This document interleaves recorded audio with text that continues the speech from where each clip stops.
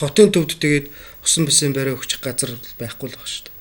Яг одоо өнөөдөр та нар бус спорт холбоотойхон ч гэсэн ингээл надтай уулзж байхад бас ингээл газрын маргаан, газрын асуудал нэг юм сайхан ордонтой болчмоор үүдэг энэ газар гээл тиймэрхүү асуудал ярил. Тэгэл яг ер нь ашиг орлогоосоо илүү хүнд ер нь хамгийн үнэтэй юм хүний эрүүл мэнд гэж байдаг юм. Эртний сургаалч байдаг шүү дээ. Тэгээд дөрөнгө алдаа багыг алдаг гэж тийм ээ, эрүүл мэндийн алт бол ер нь бүгдийг алддаг. За гэж. Тэгэхээр эрүүл мэнд бол үнэхээр их чухал зүйл байгаа. Энэ тал дээр энэ ялангуяа би түрүү хэллээ. Сэтгэлгээний хувьд манайх тийм шинжлэх цаг болсон өнөөдөр тийм ээ. Заавал олимпич гэдэг юм хэдхэн төрлүүдийг биш. Спорт гэдэг чинь ямар зүйлийг хэлэх вүлээ? Яаж хандах вүлээ? Нийгмийн төлөө одоо ялангуяа энэ бизнесийн салбарынхан нийгмийн төлөө хариуцлага маань юу вэ? Спортын төлөө хариуцлага маань юу вэ гэдэг дээр тэр ямар нэгэн тэр нөгөө бидний яриа заншсан тэр фракц лобби гэхгүйгээр спортод эргэдэг шандаасай л гэж миний хувьд боддог шүү дээ. Зарим газар ч одоо юу гэдэг бид нэр бас туслан дэмжлэг гэдэг ингээд ярихаар ихэнх нь одоо олимпийн төрлүүдийг нэгтгээд одоо тийм цөөхөн төрлүүд ихэнх одоо бизнесийн байгууллагуудыг ингээд хамаарч нийтэд нэгдэгдсэн ийм л байдал ажиглагддаг шүү дээ. Мөн одоо энэ спортыг авч явж байгаа бас чухал байгууллага нэгж бол анхан шатны нэгж байгуулах гэдэг спорт хороодууд байдаг л да. Спортын хороодын ч гэсэн одоо үндсэн тамирчид гэдэг юм уу орон тооны тамирчднууд ихэнх нь одоо олимпийн төрлөг байх жишээтэй. Тэгэхээр энийг бас өөрчлөх бас цаг ирсэн юм уу да гэж миний хувьд боддог. Яг хэдий одоо кикбокс олимпийн төрөл биш ч гэсэн одоо Азад одоо олимпийг зохион явуулдаг Азийн олимпийн зөвлөл гэж байдгийг Куйт төвтэй их том төвлөдөг. Энэ олон улсын олимпийн хорооны дараа орохын том байгууллага. Энэ байгууллагын одоо аль бисны спорт бол кикбокс байгаа шүү дээ. Тэгээ 2005 оноос хойш Азийн наадмуудад оролцож байгаа. Тэгэхээр одоо энэ сэтгэлгээг өөрчлөх болсон. Одоо 2013 онд Азийн олимпийн зөвлөлөөс Азийн танхимын болон тулааны спортын наадмыг Солонгос улсын Инчон хотын зохион байгуулах юм. За 2014 онд Инчонд Азийн наадам болно. Тэрнээс өмнө жилийн өмнө Азийн танхимын спорт болон тулаан спортын наадам гэдэг. Энэ наадмын одоо юу онцлог бол олимпиад багтаагүй төрлүүдийг түлхүү оруулж өгдөг шүү дээ. Тийм. Тэгэхээр энд одооноос бэлтгэх цаг болсон. Өнөөдөр 2011 он 13 он гэдэг бол 2хан жил. За дасгалжуулагчдын хувьд төлөвлөгөөний хувьд бол ер нь 8 мөрчлөгийн дараа болно. Энэ бол одоо маш богинохон бэлтгэлийн бас тэр мөрчлөг их богинохон байна гэж ингэж боддог. Энийг одооноос анхаарад ганц одоо цөөхөн хэдийн спортын тамирчдыг бас дүлхэх биш тийм ээ. Жигд ингэж дэмжиж бас оролцуул зүгээр юм л гэж боддог. Ер нь сүүлийн хэдэн жил за кикбокс спортоор амжилт гаргаж байгаа. Маш их амжилт гаргаж байгаа. Ер нь явсан тэмцээн болгоноос медальтай ирж байгаа, аврах төрүүлж байгаа. За ингээл аврах төрүүлээд медаль ягаал ингээл өөрсдийнхөө зардал мөнгөөр ингээл тэмцээн оролдонд ингээл оролдоггүйгээл яваад байна. Алтан бүрэг гэдэг хүн дагуулалгүйгээ яваад байна. Ирээд яг одоо тэр нөгөө засгийн газрын одоо тэр шагнал урамшуул гэдэг зүйлд хамрагдаж чадж гэнэ үү? За хамрагдаж байгаа бол бас нөгөө жоохон бас ялгууртай байна уу? Нөгөө олимпийн төрлөөс арай авж байгаа шагнал арай бага байна уу? Яг хуучин бол тийм ялгууртай тогтоол гаргасан юм аа.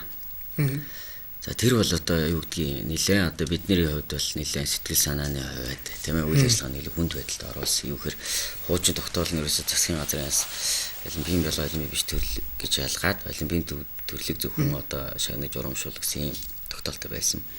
За 2009 оноос засгийн газрын 326 дугаар тогтоол гэж шинхэн тогтоол гараа. За энэ тогтоолоор бол олимпийн биш гэж ялгуурлан үзэхгүйгээр адилхан хэмжээнд авч үзнэ гэдэг ингээд явж байгаа. За кикбоксчд маань 2010 оноос хойш засгийн газрын бас энэ мөнгөний шагналд хамрагддаг болсон байгаа. Ер нь гадагшаа дотгошоо тэмцээн оролдоонд явхад за дэлхийн аврагын тэмцээнд ч юм уу тийм явхад за төр засгаас бас шгшөө багийн тамирчдын хөрөнгө зардлыг бас тодорхой хэмжээгээр даадаг. Тийм тогтоол гарсан байгаа. Ер нь танаа дээр энэ тогтоол хэрэг хэрэгжиж байна. Тэгэхээр энэ бас л нөгөө нэг журам зарчмаар л бас явагдаж байгаа байх. Манайх бол Монгол улсын бас шгшээ багийг байгуулах журам байдаг юм билээ. Тэр журам бол олимпийн төрлүүдэд шгшээ баг барьж ажиллаад тэгээ одоо олимпийн эрх авах бусад одоо дуршлах зөх олон улсын тэмцээнд санхүүжүүлж ингэж олимпиад оруулж байгаа шүү дээ. Тэгэхээр тэр л зарчмаараа яваад байгаа. За манайх бол одоо шгшээ баг байгуулах юм боломжгүй байгаа. Тэгэхээр олимпиад оруулах бус төрлөлцсөн. Дээр нь уралдаан тэмцээнд оролцох тийм санхүүж авах тийм бас боломжгүй байгаа нөгөө журмаар. Өөрөлдвөл одоо яг үйлчилж байгаа журам бол олимпийн одоо төрлөөр шгшэгээ байгуулад тэрийг одоо олимпиад оруулах бүхэл талаар дэмжих гэсэн ийм л бодлого. Тэгээд одоо энэ төсвөлж байгаа төсөв гэдэг юм одоо энэ маань бас л тэр хэдэн төрлүүдэд явж байгаа. За тэгвэл сүүлийн үед бас энэ биеийн тамир спортын газраас энэ бусад олимпийн биш төрлүүдтэй өг залуучуудын олон төрлүүдтэй бас сайхан хамтарч ажиллаж байгаа. Тэрний нэг жишээ бол одоо 2011 оны Монгол улсын аврах шалралт тэмцээн биеийн тамир спортын газраас одоо санхүүжүүлж үйл ажиллагаа зардлыг одоо санхүүжүүлж бас нэлээд томоохон одоо арга хэмжээ зохион байгуулагдах. Ирэх одоо 6 дугаар сар зохион байгуулагдана. Тэгэхээр тулааны төрлийн спорт бол за бэртэл гэмтэл гээл. Энэ маш ихтэй спорт. Энэ тал дээр нь ямар хөө? Тийм тэгээ сүүлийн үед юу гэдгийг тулааны спорт гэхээр л одоо бүхэл одоо зодтолж байгаа нүдэлж байгаа төрлүүд л гэж ингэж ойлгоод байна л та. Тэгээд тэрийг бас нэлээд бас салгаж, ялгаж, бас ухаалаг хандах юм шаардлага гарч байгаамаа. Тэгээд зөв би өөрийнхөө л одоо бодож байгаа юм хэлээ л та.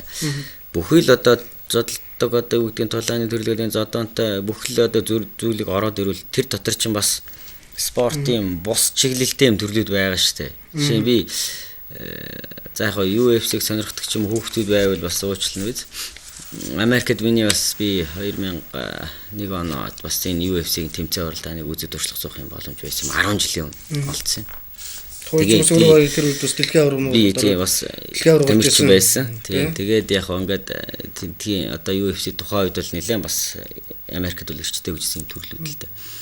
Тэгээ одоо тэр хичээлж байгаа хүмүүс одоо түүнийг дасгалж байгаа дасгалж уулагч нар за тэднийг ивент идэж байгаа промотерч гэдэг юм уулзаад ингэ явж хахад эцсийн сэтгэн хохирж үлддэг вэхэр UFC-д тулалддаг тамирчид олноор одоо бэртэл гэмтэл авч эрүүл мэндээр хохирж байгаа ийм шиг нүдээр харсан л та.